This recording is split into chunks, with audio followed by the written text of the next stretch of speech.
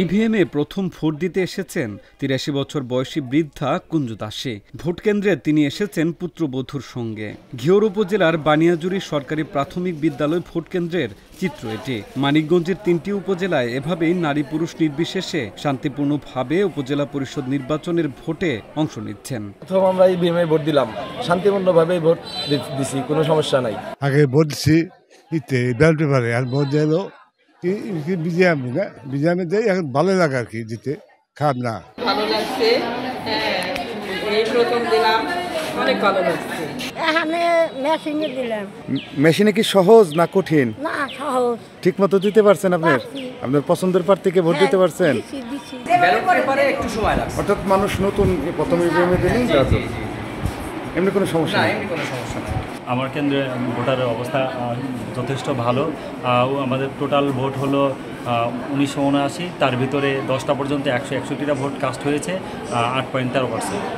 আর এখন মোটামুটি ভোটার উপস্থিতি দেখতে পাচ্ছেন যথেষ্ট ভালো।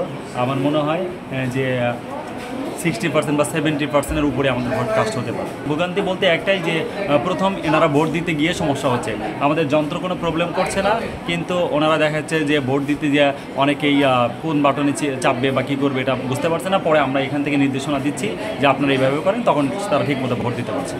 মানিকগঞ্জের 3টি উপজেলা ঘিওর, দৌলতপুর, শিবালয়ে এবারই প্রথম ইভিএম পদ্ধতিতে ভোট গ্রহণ হচ্ছে, যে কারণে অনেকের কাছে জীবনে প্রথম মেশিনে ভোট, তাই একটু বাড়তি আগ্রহ নিয়েই আসছেন ভোট দিতে। তবে পুরুষ ভোটারের চেয়ে নারী ভোটারের সংখ্যাই বেশি। এখন পর্যন্ত কোনো কেন্দ্রে কোনো ধরনের অপ্রীতিকর ঘটনার খবর পাওয়া যায়নি। উপজেলায় 18টি ভোট কেন্দ্র থেকে প্রাপ্ত কাস্টিং ভোটের যে পার্সেন্টেজ, সেটির সম্মিলিত যেই শতকরা হার, সেটি দুপুর 12টা পর্যন্ত প্রায় 22%-এর মতো এখন পর্যন্ত কাস্টিং হয়েছে। বেলা বাড়ার সাথে সাথে ভোটার বাড়ছে।